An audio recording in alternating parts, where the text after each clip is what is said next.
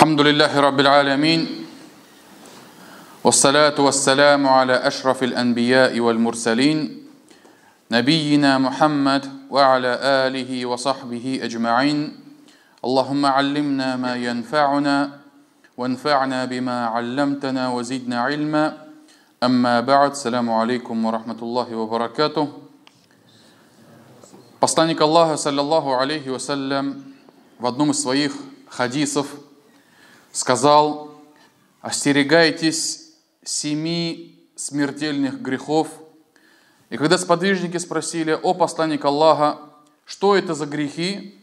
Посланник Аллаха, саллаллаху алейхи вассалям, сказал: это предавание Аллаху сотоварищей, колдовство и бесправное убийство души, а также поедание риба, ростовчичество, поедание и пожирание имущества сироты, бегство с поля боя, и последнее – это обвинение непричастных, верующих, защищенных женщин в прелюбодеянии. И этот хадис, он содержит в себе множество вещей, о которых надо говорить, но сегодняшний урок я хотел бы посвятить именно последнему греху, последний великий большой грех, и это считается, эти все перечисленные грехи являются большими грехами. И, как сказал посланник Аллаха, это смертельные грехи. То есть они что могут сделать? Они, эти грехи, могут сделать так, то, что их совершающий, это человек, может оказаться в аду и может остаться там пребывать навечно. И поэтому посланник Аллаха сказал о них то, что это смертельные грехи. И вот последнее обвинение непричастных верующих женщин в прелюбодеянии. Многие люди не придают этому большого внимания. И очень часто, особенно в нашем обществе, можно слышать, когда, допустим, в обычной, то есть обычная простая семья, среднестатистическая, как говорится, да, муж с женой поссорятся, возникнет какой-нибудь конфликт, жена как-то обзывает своего мужа одним словом, а зачастую муж обвиняет свою жену, говорит: а ты гуляешь, ты гулящая, там еще что-нибудь, да. То есть вот такие вот слова, там как бы еще страшнее слова есть, да, такие нецензурные слова. Вот это вот все, это относится к тому, как порочить непричастную, невинную женщину, обвинять ее в прелюбодеянии. Это большой грех. И поэтому многие из людей не задумываются о тяжести своих слов и таким образом говорят нечто легкое для языка, потому что, то есть, языком произнести что-то много сил не надо, много ума не надо, да? Но они совершают такие поступки этим самым, которые перед Аллахом будут считаться очень большими и очень тяжкими грехами.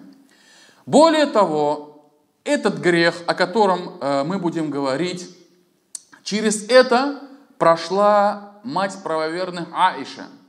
Мать правоверных Аиша, с которой случилась знаменитая история, которая описывается в сборниках Сахих аль-Бухари, Сахих Муслим, в Сунанах, да, и иных сборниках хадисов. Очень известная история. И относительно невинности которой, и невинности Аиши, и защиты ее чести, Аллах Субханаху ва Та'аля в Коране ниспослал 10 аятов из суры Нур, начиная с 11 аята суры Нур и заканчивая 20 аятом суры Нур, которые будут читаться до самого судного дня. И поэтому я вот сегодня хотел бы вам рассказать эту историю, а затем уже поразмыслить над итогами, над выводами, над уроками, которые отражены в этой истории. Сообщается в сборнике Сахих аль-Бухари, пришел хадис, где сообщается то, что Аиша, мать правоверных, жена посланника Аллаха, саллаллаху алейхи вассалям, да будет доволен Аллах ею и еешним отцом, сказала: посланник Аллаха, саллаллаху алейхи вассалям, когда собирался отправиться в какую-либо поездку, он всегда бросал между своими женами жребий, потому что он всех не может взять. может взять лишь одну. И между ними бросал жребий, и на кого падал выбор, та и выезжала вместе с ним в поездку. И в одним из походов, это сообщается, то, что это был поход Бану Мусталик, да, военный поход Бану Мусталик, и в одним из походов, говорит, жребий вышел на меня. То есть получилось так, то, что я иду с посланником Аллаха, саллиллаху алейхи вассалям. И я поехала с ним в паланкине. То есть раньше женщин передвигали на верблюдах и сооружали такое строение из дерева и покрывали его покрывалами, да, закрывали, чтобы посторонние не могли видеть. И тем самым там, вот в этом строении, в этом как бы сооружении, паланкине, была жена посланника Аллаха, саллиллаху алейхи ва саллям. И ее закрывали, покрывали, чтобы никто не мог видеть из посторонних людей. И в котором, говорит, меня опускали на землю. И мы выдвинулись в путь, а по завершении этого похода, когда посланник Аллаха, саллиллаху алейхи ва саллям, возвращался обратно, мы остановились недалеко от Медины. Но вдруг ночью, когда они обычно останавливались ночью на ночлег, двигались утром, но вдруг ночью посланник Аллаха, саллиллаху алейхи ва саллям, объявил, что нам следует выступить в путь. И после того, как был отдан этот приказ, я вышла за пределы лагеря, за пределы стоянки, где было войско, да, и для того, чтобы справить свою нужду. И когда, говорит, я вернулась обратно к стоянке этого войска, я обнаружила, что потеряла ожерелье. Потеряла ожерелье, которое было на груди, да, и вернулась обратно искать это ожерелье. И когда, говорит, я нашла это ожерелье, да, и пришла обратно на место стоянки лагеря, увидела то, что все люди уже ушли. То есть войско тронулось. И Аиша, мать правоверных, она была молода, она была худа. И поэтому, говорит, люди, которые поднимали этого верховое животное, верблюда, да, они не почувствовали то, что в паланкине внутри этого сооружения отсутствует мать правоверная Аиша, то, что ее не было. И Аиша сама говорит, в то время, говорит, в основном все женщины, они были худыми, мало ели. Это и объясняется и тем, что положение мусульман в то время было не таким как бы широким, да, не таким хорошим, была нужда. И также то, что даже в хадисах указывается, то, что говорит, в то время, говорит, женщины мало, говорит, ели мясо, мало, говорит, ели такую, говорит, жирную пищу, и поэтому, говорит, были легкими. И когда, говорит, люди поднимали паланкин на верблюда, они не почувствовали то, что меня внутри нет, и погнали этого верблюда и двинулись в путь со всем этим войском. А после того, как я нашла ожерелье, когда войско уже ушло, я вернулась в лагерь, там никого не было. Решив, что люди обнаружат мое отсутствие и вернутся за мной, я направилась к тому месту, где находилась прежде. То есть это все происходит ночью, да? Это все происходит ночью, и Аиша решила остаться на том месте, где была, и, говорит, когда я сидела, мои глаза начали смыкаться, и я заснула. И каждый раз, когда войско выходило в поход и возвращалось, был определенный человек, который следовал за этим войском. И он, как правило, отставал для того, чтобы собирать те остатки, которые оставили после себя по забывчивости мусульмане, которые были в походе. И таким образом, и здесь тоже был сподвижник Сафуан ибн Муатталь, который отставал от этого войска, от каравана, да, отставал и пришел чуть позже, чтобы собирать все, что осталось после них по забывчивости. И когда, говорит, добрался до того места, где я находилась, наступило утро. И он увидел издалека спящего человека, то есть спящий силуэт, да, и подошел ко мне. И когда, говорит, подошел ко мне, он увидел меня и узнал меня. Потому что, говорит, он раньше, до ниспосылания аятов хиджаба, видел меня с открытым лицом.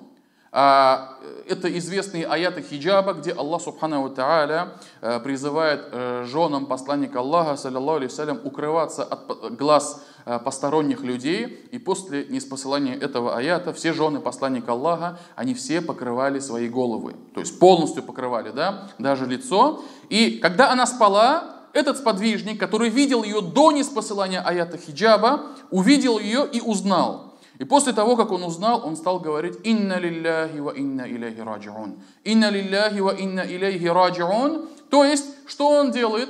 То есть, дает понять то, что как бы произошла как бы беда, да? Жена посланника Аллаха, саллиллаху алейхи, осталась одна, и на эти слова она говорит: «Я услышала его голос и проснулась». И он говорит, подвел свое животное, заставил его опуститься и придерживал ногами, чтобы это животное, чтобы этот верблюд не встал. А я, говорит, забралась на верблюдицу, и затем он повел эту верблюдицу. И в хадисах указывается то, что говорит она, то, что этот сподвижник Сафуан ибн Муатталь больше ничего не сказал Аише. Кроме слов «Инна лилляхи ва инна илейхи раджиун», больше ни одного слова не проронил, и они тем самым догнали войско. То есть он посадил ее на верблюда, да, и они выдвинулись в путь, и таким образом они догнали войско, которые остановились на полуденный отдых. И затем, говорит, погиб тот, кому было предназначено погибнуть. То есть тут подразумеваются те люди, которые задели честь Аиши, они погибли, в смысле совершили грех, да. И главным клеветником после того, как все это случилось, потому что жена посланника Аллаха, молодая жена Аиша, с посторонним мужчиной, она верхом, а он ведет это животное, то есть отставали и пришли к войску, да, люди начали разное говорить, разные сплетни распространять.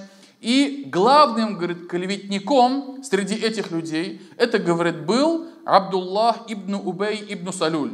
А это является главой лицемеров в Медине. То есть самый пропащий человек, который был в Медине, и его считали главой лицемеров, то есть самый человек, который погряз в лицемерии. И когда мы вернулись в Медину, я проболела целый месяц, а люди начали распространять измышления клеветников. То, что якобы Аиша совершила прелюбодеяние и так далее, и так далее. И тогда мне казалось, что случилось что-то такое, из-за чего посланник Аллаха, саллиллаху алейхи, стал не таким добрым и не таким чутким, каким он бывал прежде. И когда я болела, и за ней ухаживала мать Аиши, он заходил домой и разговаривал лишь с матерью. И говорил: как поживает ваша та? То есть ваша дочь как поживает? Что с ней, да? И таким образом спрашивал о ее здоровье, и после этого уходил. А я, говорит, ничего не знала об этом, пока не выздоровела. И вот однажды вечером мы с Умму Мистах, это женщина-сподвижница, одна из родственниц Аиши, отправились справлять нужду за пределы Медины. И раньше в Медине не было мест, где рядом с жильем они могли укрываться и справлять нужду, как вот, на примере наших вот туалетов деревенских, да, вот деревянных. Раньше такого не было. И женщины для того, чтобы справить свою большую нужду, они выходили за пределы Медины и делали только это ночью.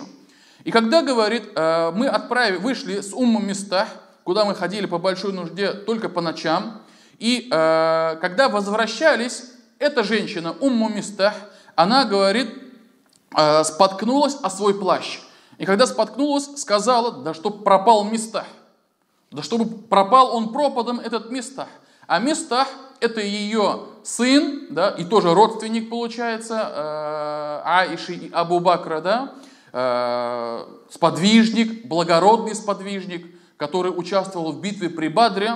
И когда Аиша услышала эти слова, то, что эта женщина, сподвижница, верующая, ругает другого сподвижника, который участвовал при Бадре, она сразу же воскликнула Аиша и сказала: ты говоришь плохие слова, как ты можешь ругать человека, который участвовал в битве при Бадре? И на что Умму Мистах возразила и сказала: а ты разве не слышала, что они про тебя говорят? Что про тебя болтают? Что про тебя болтают? И в том числе этот Мистах, которого я обругала, и то, что он про тебя тоже измышляет. И тогда, нет, говорит, ничего не слышала. И тогда она полностью рассказала всю эту историю. И Аиша говорит: я стала еще больше болеть. Еще больше опечалилась, еще больше болеть.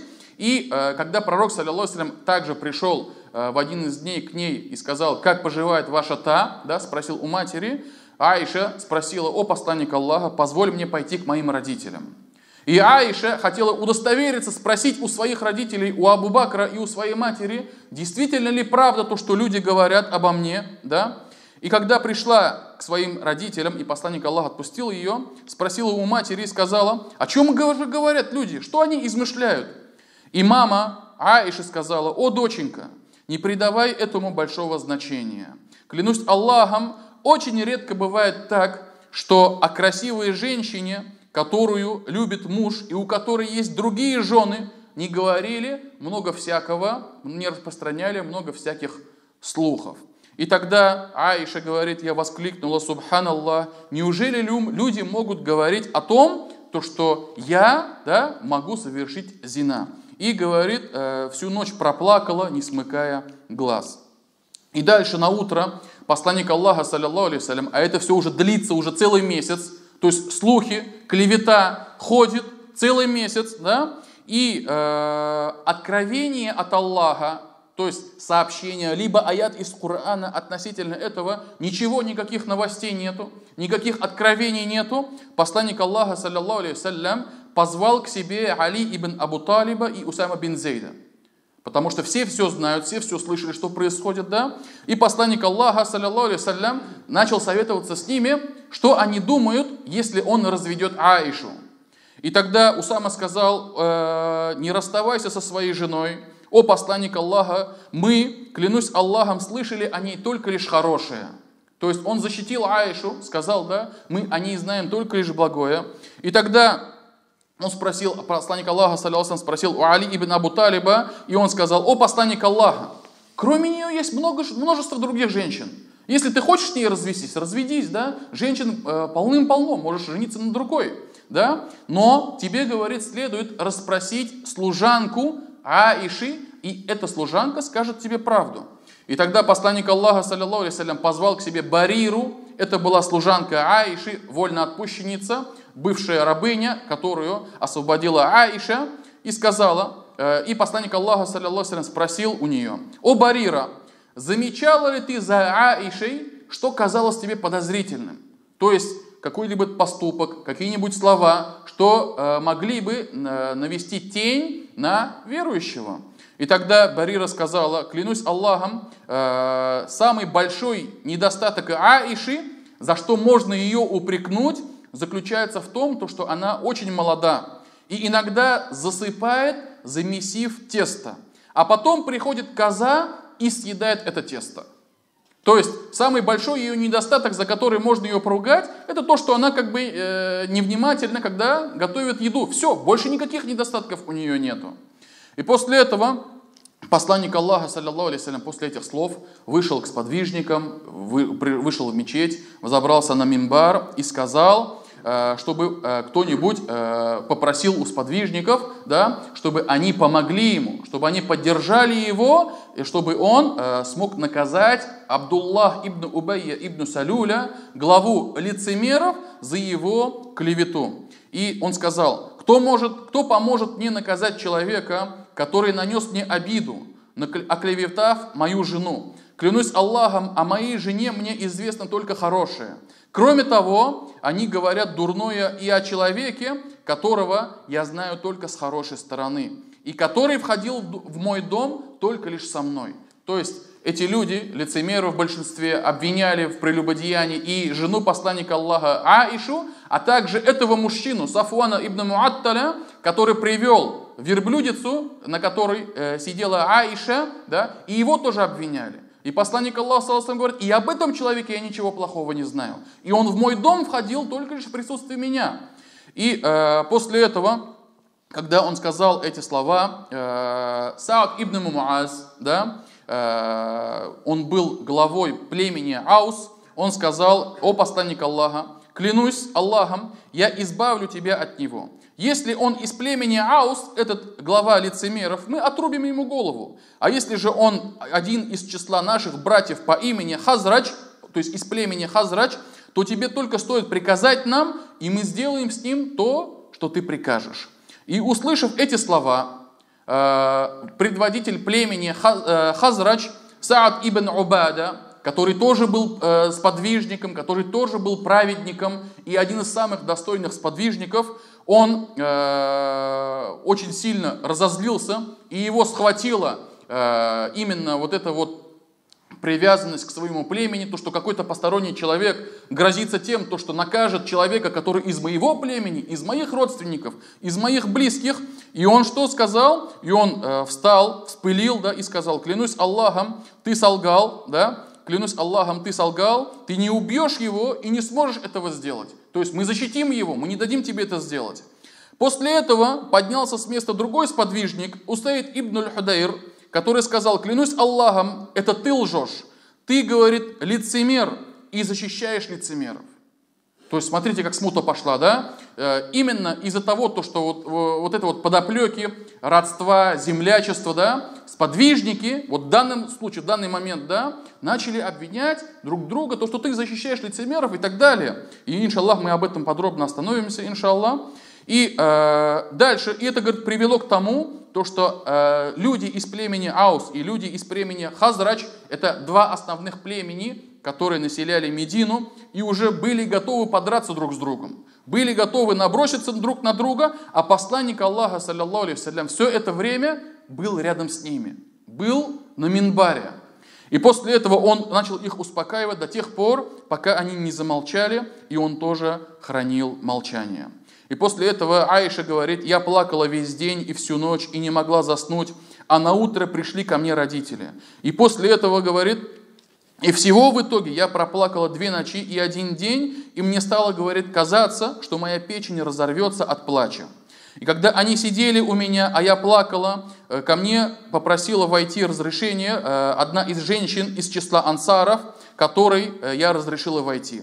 И присев рядом со мной, она, говорит, тоже начала плакать вместе со мной. И вдруг неожиданно вошел посланник Аллаха, саллаллаху алейхи вассалям, который сел, а до этого он не садился рядом со мной, да, сел и начал говорить, что: «О, Аиша, до меня, говорит, дошли известия о тебе, что ты совершила то-то и то-то. Если ты невиновна, Аллах уже скоро оправдает тебя. Если же ты согрешила в чем-либо, то попроси у Аллаха прощения и принеси ему свое покаяние, ибо поистине, если раб признает свой грех, а потом покается, то Аллах примет его покаяние». И после этого, как эти слова сказал посланник Аллаха, саллаллаху алейхи вассалям, я перестала плакать. И из глаз моих больше, говорит, не выронилось ни одной слезинки. И я повернулась к своему отцу и сказала: ответь за меня, посланнику Аллаха. О, отец, да? Вот смотрите, какая ситуация, да? Посланник Аллаха, саллаллаху алейхи вассалям, призывает ее к покаянию. Она знает то, что она невиновна. Обращается к своему отцу и говорит: о, отец, ответь посланнику Аллаха, саллаллаху алейхи вассалям, на то, что он сказал. И отец сказал, говорит: клянусь Аллахом, я не знаю, что сказать посланнику Аллаха, саллаллаху алейхи вассалям.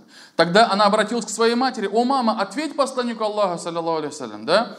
И мать тоже ответила: я не знаю, что ответить посланнику Аллаха. И тогда, говорит, я сказала то, что я была молодой девушкой и знала из Корана лишь немногое. И я сказала: клянусь Аллахом, я знаю, что вы наслушались того, что говорят люди. Это запало вам в душу, и вы посчитали их слова правдой. И если я скажу вам, что я невиновна, а Аллах знает, что я на самом деле невиновна, вы не поверите мне. Если же я признаюсь вам в том, что совершила, а Аллах знает то, что я на самом деле невиновна, то вы поверите мне. Клянусь Аллахом, я не могу найти для себя оправдания более подходящего примера, кроме слов отца Юсуфа, который сказал: «Ас-сабру джамиль, валлаху аль-мустаану аля ма тасифун». Да? Лучше мне проявлять терпение, и лишь одному Аллаху должен обращаться за помощью того, что вы утверждаете. А затем и говорит: я перебралась на другую сторону постели, храня надежду, то, что Аллах оправдает меня. То, что Аллах оправдает меня, и то, что я, говорит, была уверена, то, что Аллах не будет ниспосылать про меня аяты. Потому что я, говорит, себя считала, говорит, меньше, то есть ничтожной для того, чтобы Аллах, субханаху ва тааля, обо мне что-либо сообщал в Коране. Однако я надеялась, что посланник Аллаха, саллиллаху алейхи ва саллям, увидит сон, в котором Аллах оправдает меня. И клянусь Аллахом, посланник Аллаха, саллиллаху алейхи ва саллям, не встал со своего места. И никто из членов моей семьи не покинул дома, а Аллах начал ниспосылать ему откровения. И посланник Аллаха впал в то состояние, в которое он обычно впадал, когда ему ниспосылались откровения, и капли пота большими жемчужинами выходили и посыпались с него градом, как будто это был жаркий день. А хотя это, говорит, был холодный зимний день. А когда ниспосылание откровения посланнику Аллаха, саллиллаху алейхи ва саллям, закончилось, он улыбнулся, и первыми его словами стали слова: «О Аиша, возблагодари Аллаха, ибо Аллах оправдал тебя». И тогда моя мать, это мать Аиши, сказала: подойди к посланнику Аллаха и поприветствуй его, да, и поблагодари его. На что я возразила: нет, клянусь Аллахом, я не подойду к нему и не стану благодарить никого, кроме Аллаха. И Аллах, субханаху ва тааля, ниспослал следующие аяты. Это аяты из суры Нур, с 11 по 20 аят, где Аллах, субханаху ва тааля, сказал: те, которые возвели навет на мать правоверных Аишу, являются группой из вас самих. Не считайте это злом для вас. Напротив, это является добром для вас. Каждому мужу из них достанется заработанный им грех. А тому из них, кто взял на себя большую часть этого, уготованы великие мучения. А здесь говорится о главе лицемеров, который самые наибольшие усердие принимал в этом деле. Почему же вы, когда услышите это, когда вы услышали это, верующие мужчины и женщины не подумали о самих себе хорошее и не сказали: это очевидная клевета? Почему они не привели для подтверждения этого 4 свидетелей? Если они не привели 4 свидетелей, то перед Аллахом они являются лжецами. Если бы не милосердие и милость Аллаха к вам в этом мире и в последней жизни, то за ваши пространные речи вас коснулось бы великие мучения. Вы распространяете ложь своими языками и говорите своими устами то, о чем у вас нет никакого знания, и полагаете, что этот поступок незначителен, хотя перед Аллахом этот великий грех. Почему, когда вы услышали это, вы не сказали: нам не подобает говорить такое? Пречист ты, а это великая клевета. Аллах наставляет вас никогда не повторять подобного, если вы являетесь верующими. Аллах разъясняет вам знамения, Аллах знающий, мудрый. Воистину тем, которые любят, чтобы о верующих распространялась мерзость, уготованы мучительные страдания в этом мире и в последней жизни. Аллах знает, а вы не знаете. Если бы не милосердие Аллаха и милость Аллаха к вам, и если бы Аллах не был сострадательным и милосердным, то грешников постигло бы скорое наказание. И после того, как Аллах ниспослал оправдывающий меня аят, Абу Бакр ас-Сиддик, который оказывал помощь Мистаху, то есть тому самому Мистаху, сподвижнику, который наговаривал на Аишу, и он был родственником Абу Бакра, он разозлился и сказал: а это тот самый Мистах, мой родственник, который говорил и клеветал на мою семью, на мою дочь, клянусь Аллахом, я, больше, ничего ему не дам. А он давал ему садака, то есть помогал ему, да, оказывал ему поддержку. И после этого он сказал: клянусь Аллахом, больше ему ничего не дам. И вот после этих слов Аллах, субханаху ва тааля, ниспослал другой аят, где Аллах сказал: и пусть занимающие высокое положение и обладающие достатком среди вас не клянутся, что прекратят оказывать помощь своим родственникам и беднякам и переселившимся на пути Аллаха. Пусть они прощают и извиняют. Разве вы не хотите, чтобы Аллах простил вас? Ведь Аллах прощающий и милосердный. И услышав эти слова, Абу Бакр сказал: клянусь Аллахом, конечно же, я хочу, чтобы Аллах простил меня. И после этого он опять начал помогать Мистаху, как это было раньше. И напоследок, в конце этого длинного хадиса, Аиша, мать правоверно, сказала: кроме того, посланник Аллаха, саллиллаху алейхи ва саллям, советовался и расспрашивал обо мне, также и другую свою жену, Зайнаб бин Джахш, да, говоря: о Зайнаб, что тебе известно, что ты видела, то есть что ты знала о Аише, и на что она отвечала: о посланник Аллаха, я не говорю того, чего не видела и не слышала. Клянусь Аллахом, мне известно о ней, об Аише, только лишь благое. И это все она сказала, несмотря на то, что она очень часто соперничала с Аишей. Соперничала, да, стараясь добиться любви посланника Аллаха, саллиллаху алейхи вассалям, но Аллах, субхану ва тааля, вот в этот момент, в это происшествие защитил Зайнаб от клеветы, от совершения этого греха с помощью ее благочестия. И поэтому длинный хадис, да, очень много времени заняло, чтобы это прочитать. И вы сами дома тоже, да, если у вас есть книги Сахих Бухари там, или иные сборники хадисов, найдите обязательно, почитайте сами со своими женами, со своими близкими, да, потому что в нем очень много пользы и очень много назидания для всех нас, для всех верующих. И что я хочу сказать?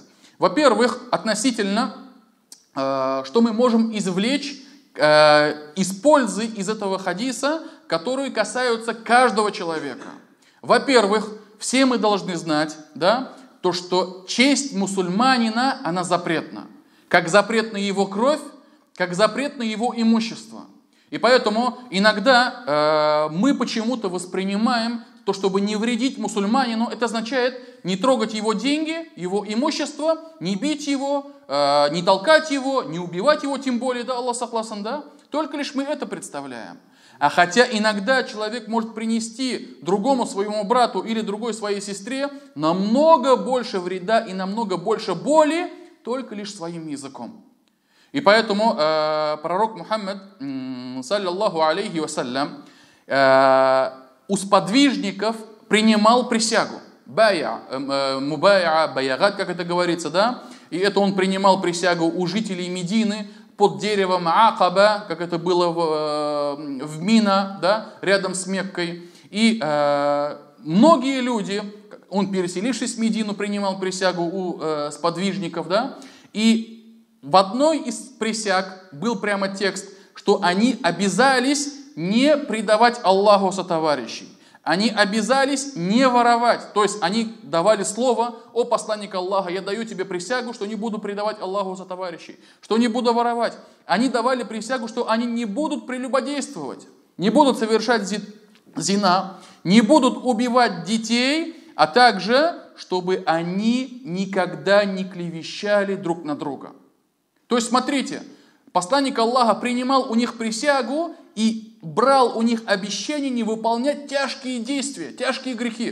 Предавание Аллаху сотоварищей, воровство, зина, убийство и тем более ребенка. И хотя в то время это практиковалось у мекканских мушриков, то, что они закапывали своих дочерей по причине того, то, что считали, то, что дочери это нет. Вот сыновья, это защитники, это солдаты, это там и так далее, и так далее. А дочери, какой от них прок, да? И тем самым существовала такая вот привычка в джахилии, это доисламский период, то, что дочерей они своих закапывали, а сыновей своих оставляли. И смотрите, да, то есть очень тяжкие действия. И вместе с этим посланник Аллаха шестым тяжким действием, что он взял обещание, чтобы люди, которые дают присягу посланнику Аллаха, не клевещали друг на друга.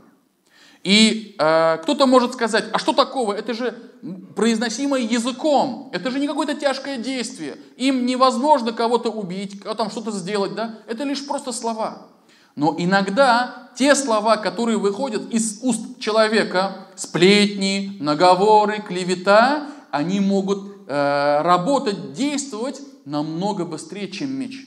Намного больнее, чем какие-то другие приборы. И поэтому часто рассказывают в проповедях, на уроках, когда один человек покупал раба задешево, да, продавался раб задешево. Почему, говорит, продаешь его так дешево? Он же такой здоровый, он же такой полноценный, да, в нем нет никаких изъянов. Он говорит: да, нормальный, здоровый, но у него есть недостаток. Он, говорит, клевещет, он, говорит, сплетник. да, и тот человек, который покупал, подумал, да что такого, даже вроде же обычный, как бы этот, да, вытерпим уж как-нибудь то, что он там клевещет, то, что он там сплетничает, да, и как бы это длинная история, и в итоге его сплетни привели к тому, то, что муж, да, что сделал? Убил свою жену, опасаясь то, что он думал, то, что она его хочет убить, а она наоборот хотела, чтобы он еще сильнее его полюбил, ее полюбил. И поэтому злословие и сплетни этого раба привели к смерти двух людей. И поэтому тяжесть того, что человек произносит из клеветы и сплетней, это очень тяжкое действие. Также посланник Аллаха, саллиллаху алейхи говорил, муслим. Кто такой муслим? Кто такой мусульманин? Это тот, от зла рук и зла языка которого обезопасены другие люди, обезопасены другие мусульмане. И поэтому этот хадис тоже довольно-таки распространенный. Поэтому мусульманин, он в первую очередь других должен обезопасить от зла того, то, что он может совершить своими руками. И от зла того, что он может рассказать или же сказать своим языком. И поэтому посланник Аллаха, саллиллаху алейхи во многих хадисах призывает нас, чтобы мы чтили запретность имущества, чтобы мы чтили запретность крови, чтобы мы чтили запретность чести мусульманина. И вот здесь вот то же самое, да, когда случилась эта фитна, когда начали распространять клевету на посланника Аллаха, на его жену, да, то, что она совершила, зина и так далее, да, верующие должны были остановиться. Как только слышат разную клевету, должны были остановиться. И поэтому, и это касается и нас тоже, и наше время, потому что в то время жили праведные люди, в наше время нечестия намного больше. И нам тем более нужно работать над самими собой. То, что если мы слышим какие-то наговоры, какие-то сплетни, какую-то клевету, мы должны либо остановить этого человека, говорить, все, прекращай, не говори мне больше такого, да? Либо покинуть его, отойти от него, да, чтобы не слушать все это, да? Но ни в коем случае, чтобы эти наговоры, эти сплетни не проникали в наше сердце, а затем проявлялись на наших устах у нас на языке. И после этой истории, в смысле, в процессе этой истории, потому что это большая фитна была, да, не только лицемеры впали в этот грех, но и трое среди сподвижников, Хасан ибн Thабит, Мистах ибн Утhatha и сестра Зейнаб, жены посланника Аллаха, саллиллаху алейхи, они впали в этот грех и клеветали на Аишу. Клеветали на Аишу, остальные остановились, не совершили этот грех, да? Не продолжили то, что они услышали. И вот один из подвижников, Абу Аюб аль-Ансари, когда услышал то, что говорят об Аише, он спросил свою жену, Умму Аюб, и сказал ей, слушай, вот ты слышишь то, что происходит, да? Вот ты же слышала то, что люди распространяют. Ты, говорит, могла бы так поступить?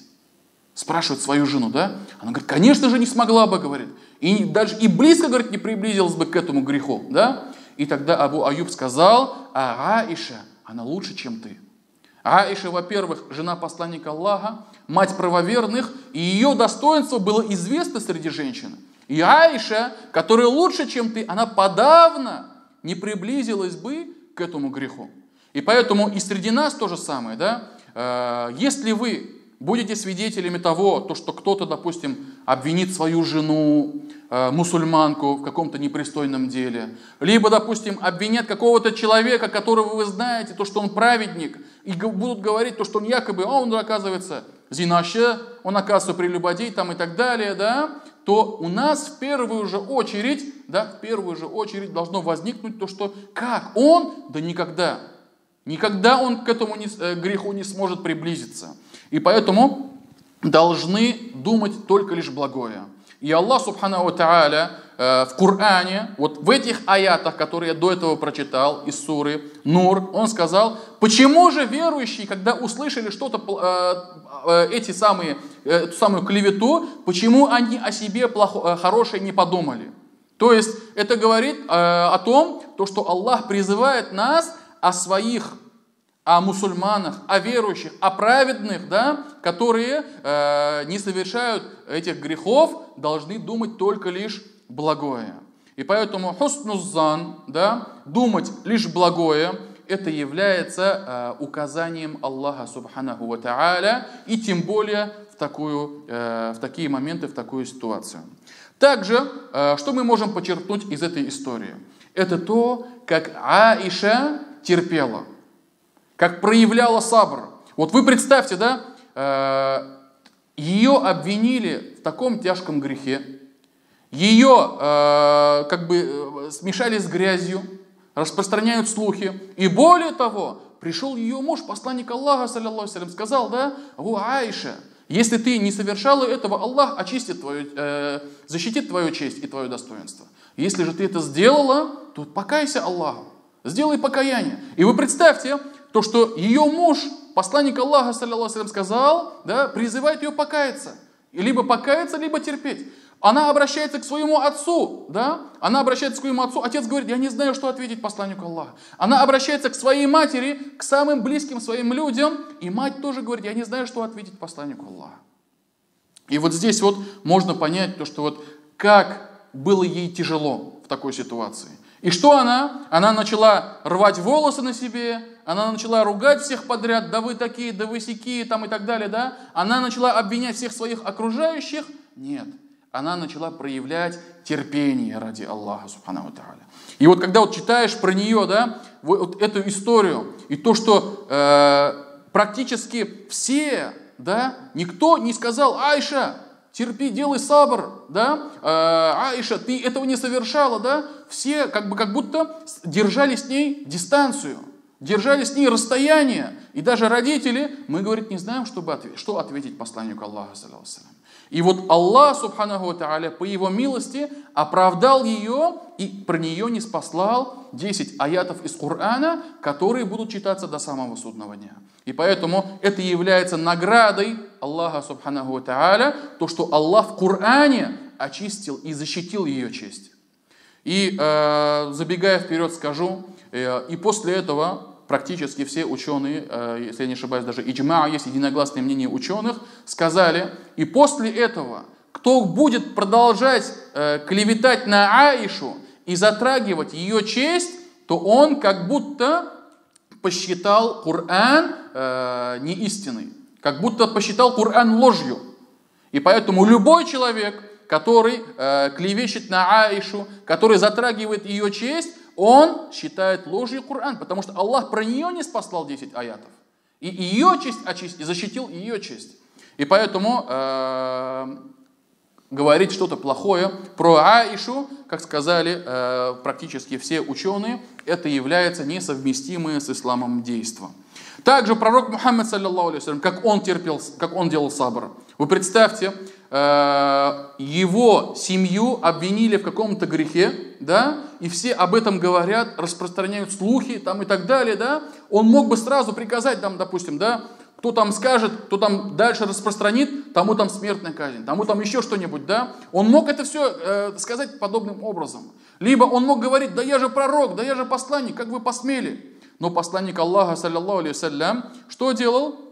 Он делал сабр и ждал вахи, ждал откровения от Аллаха, что Аллах Субханаху ва Тааля не спошлет, даст ему хабар, даст ему известие, либо не спошлет аяты, где прояснит всю эту ситуацию. И поэтому, уважаемые братья, вот если задумываться, да, то здесь мы видим, как посланник Аллаха и Аиша, да, и близкие Аиши, Абу Бакр и его жена, да, все они проявляли огромное терпение. Также из этой истории можно подчеркнуть то, что мы, что бы с нами ни случилось в нашей жизни, должны проявлять довольство предопределением Аллаха Субханаху ва Тааля.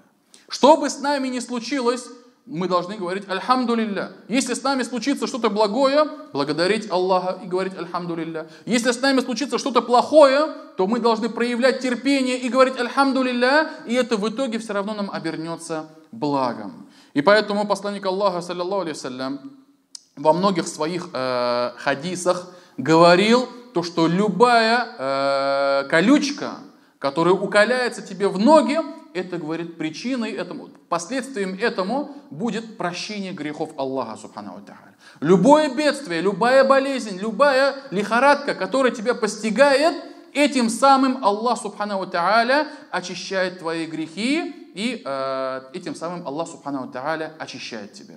И поэтому Аллах, субхану ва тааля, в Коране сказал, вот среди тех 10 аятов из суры Нур, Он сказал: «Ля тахсабуху шарран лакум, баль хуа хайрун лакум».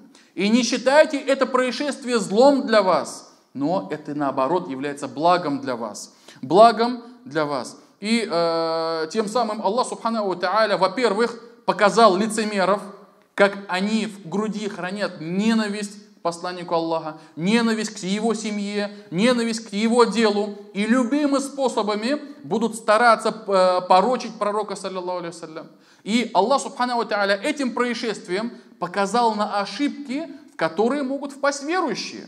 Потому что, опять-таки, я повторюсь, среди сподвижников было 3, которые впали в этот грех. И это говорит о том, что мусульманин, верующий, каким бы он хорошим не был, потому что Мистах, он был участником битвы при Бадре, несмотря на это, он может ошибаться. Но разница, я об этом уже говорил и опять повторю, да, разница между сподвижниками и между нами, то есть между последующими поколениями верующих до самого судного дня, будет в том, что если сподвижники ошибались, то они первыми же, сразу же возвращались к Аллаху, делали покаяние, оставляли этот грех, да, и больше не возвращались к этому. Вот разница в этом. А мы слабы, мы можем раз за разом возвращаться к этому, да. Мы можем долгое время отсрачивать свою таубу, потому что никто же из нас не является ангелом. У всех у нас есть ошибки, как сказал посланник Аллаха, саллаллаху алейхи. Каждый из сынов Адама ошибается. И наилучшие среди ошибающихся – это те, которые каются, да. И зачастую бывает так, что верующий мусульманин в наше время, в нашем обществе и вообще во всех обществах, да, он знает то, что он ошибается. Он знает то, что он совершает грех. Но вместе с этим он почему-то отдаляет таубу, покаяние. Говорит потом, возлагает на нее длительные надежды, чаяния, да, говорит: я покаюсь, да, ну вот сейчас наслажусь до конца этим грехом. Ну вот сейчас поделаю немножко сегодня, завтра, послезавтра. Нет, вот пока закончатся все эти деньги, которые я нажил там нехаляльным способом, да, вот потом покаюсь. И тем самым даже те братья, те сестры, которые вместе с нами молятся, которые вместе с нами постятся, да, они что делают?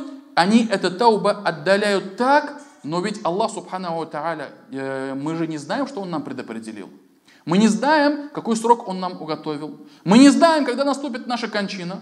И может случиться так, что мы, полагаясь на наши чаяния, полагаясь на наши длительные надежды, умрем раньше, чем мы хотели бы сделать таубе, покаяние. И поэтому даже в WhatsApp, по-моему, распространяется такая цитата, есть очень хорошая цитата, где говорится, что он, говорит, лег спать и сказал: я завтра покаюсь, и не проснулся, говорит, с этого сна. Да? Для него утро не наступило, все, его жизнь закончилась. И поэтому, уважаемые братья, сподвижники, когда допускали какие-то ошибки, они тут же возвращались к Аллаху, делали покаяние и несли ответственность, которая приходит с совершением этого греха. И опять-таки, забегая вперед, скажу вам, что Аллах, посланник Аллаха, саллаллаху алейхи вассалям, наказал этих 3 80 ударами плеткой за то, что они клеветали женщину, которая не причастна в этом грехе. И поэтому наказание за клевету, если вы откроете книги по исламу, там будет указано, что наказание за клевету, обвинение в прелюбодеянии и несостоятельность доказания, то есть если он не может это доказать, да, то ему полагается наказание 80 ударов плеткой. И посланник Аллаха, саллаллаху алейхи вассалям, этих 3 наказал, и они тем самым искупили свой грех, свою ошибку. И последнее, что я хотел бы вам сказать, это то, что как сподвижники в благих делах не останавливались, торопились, спешили, не задумывались, да, и обиды, которые возникали между ними, это их не останавливало от совершения благих дел. Вот Абу Бакр ас-Сиддик, отец Аиши, да, вот вы представьте, да, то, что такое вот происшествие происходит, про вашу дочь распространяют такие слухи, и распространяет их кто? Ваш родственник, которому вы садака даете, на которого вы тратитесь, которому вы помогаете. И он болтает про меня, про мою семью, такие слова, да, и поэтому гнев Абу Бакра, он вполне логически понятен, да, то, что он разгневался и сказал, я, говорит, вместо того больше ничего не дам, говорит, ничего, ни копейки больше не дам, все, говорит, может не рассчитывать на меня. Однако Аллах Субханаху ва Тааля ниспослал аяты и сказал, и те, которые обладают достоинством и достатком среди вас, пусть не клянутся, что не будут помогать родственникам, нуждающимся и переселившимся, совершившим хиджру. Смотрите, да, пусть не клянутся говорить то, что я все отрезаю этого человека от своего, то есть от иждивения, все, я больше ему не буду помогать. Пусть так, говорит, не говорят. Пусть простят и будут снисходительны. Разве вы не желаете, чтобы Аллах простил вас? И вот, услышав эти слова, Абу Бакр сказал, нет, я хочу, чтобы Аллах простил меня. И опять вернулся к содержанию своего родственника и искупил свою клятву, да? Вернулся к содержанию своего родственника и продолжил содержать его и тратить на его расходы, да, свое имущество, как он это делал раньше. И вот смотрите, да, опять вот давайте сравним вот время сподвижников и время наше. Вот представьте, да, я не говорю то, что именно прям такая ситуация, но любая обида с братом. Да, он приступил к границе, он накричал на вас, он поступил с вами некрасиво, вы на него обижены, да. Но если у него есть какое-то шариатское право на вас, он является нуждающимся, например, да, а вы можете ему оказать помощь, да. И как бы поступили бы мы? Мы бы, наверное, там год с ним не разговаривали, наверное, да. При встрече там попытались бы, наверное, даже ему там леща дать или еще что-нибудь, да, еще более тяжкое какое-нибудь действие попытались бы сделать, да. Либо пытались бы каким-то образом навредить ему, да. Либо вообще оборвать с ним любые контакты, да. И если он обращается за помощью, то не оказывали бы помощь, да. Но вместе с этим вот сподвижник Абу Бакр ас-Сиддик, он что говорит? Я хочу, чтобы Аллах простил меня. И поэтому, если он дал клятву в каком-то деле, в которое не является тем делом, которым доволен Аллах, тогда он от этого ушел, от этого уходит. Это оставляет и возвращается опять к этому благому делу. А я напомню, то, что это был его двоюродным братом Мистах, это был двоюродный брат Абу Бакра, а в исламе, в шариате, двоюродных братьев, что бы с ними ни случилось, мы не обязаны их содержать. Мы обязаны содержать наших родителей, наших детей, и даже если они достигнут совершеннолетия, наши дети, да, если они в нужде, то расходовать на них является обязанностью человека, обязанностью верующего. А этот родственник, дальний родственник, можно даже так сказать, да, двоюродный брат, да, он даже по шариату, Абу Бакр не должен был его содержать. Но вместе с этим, что он хочет совершить благое дело, он расходовал свое имущество и на этого своего двоюродного брата. И эта история, после назидания, которое Аллах Субхану ва Тааля ниспослал, он не остановился. Не остановился и продолжил совершать это благое дело и покаялся от своей клятвы.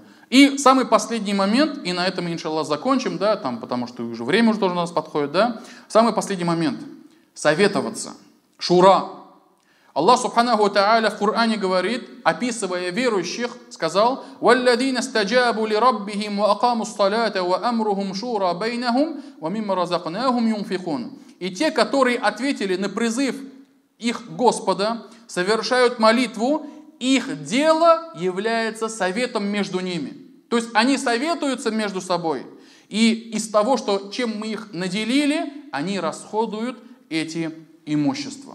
Вот смотрите, посланник Аллаха, саллаллаху алейхи вассалям, когда случилась такая большая проблема, и он не знал дальше, что делать, да? Он позвал одних из лучших сподвижников, Усама бин Зейда и Али ибн Абу Талиба, и начал советоваться с ними, как ему поступить в этой ситуации. То есть, развести ли Аишу или нет, да? И, альхамдулилля, эти сподвижники дали ему наилучший совет, да? Усама бин Зейд сказал: мы ничего плохого об Аише не слышали, поэтому это не является, то есть, одной из твоих лучших жен, и тем самым посоветовал не разводиться. Али ибн Абу Талиб, он и не сказал разводись, и не сказал удержи ее у себя. Он просто сказал: о посланник Аллаха, женщин много. Если разведешь, женишься на другой. Да? И в-третьих, служанка Аиши Барира то же самое. Она не стала наговаривать, не стала там что-то придумывать, да? Она сказала то, что знала, и сказала правду. И вот это вот является наилучшим примером того, что нужно советоваться. Что бы ни происходило. Потому что даже у нас поговорка-то, пословица такая есть, да? Одна голова – это хорошо, а две головы – это что? Это лучше. И поэтому советоваться надо. Что бы с нами ни происходило, какие бы с проблемами мы не сталкивались, нужно советоваться. Для того, чтобы наше дело как бы оказалось наиболее успешным и так далее. И, конечно же, советоваться не с кем попало, советоваться с праведными людьми, советоваться с людьми, у которых есть опыт в данном деле. И поэтому пусть Аллах Субханаху ва Тааля убережет нас от этих козней шайтана. Пусть Аллах Субханаху ва Тааля убережет нас от клеветы. Пусть Аллах Субханаху ва Тааля убережет нас от всяких сплетен. И чтобы козни шайтана не коснулись ни нас, ни нашей семьи, ни наших детей. И поэтому на этом остановимся. Субханак Аллахума бихамдик. Ашхаду ан ла илляха илля ант. Астагфирука ва атубу илейк. Джазакум Аллаху хайран.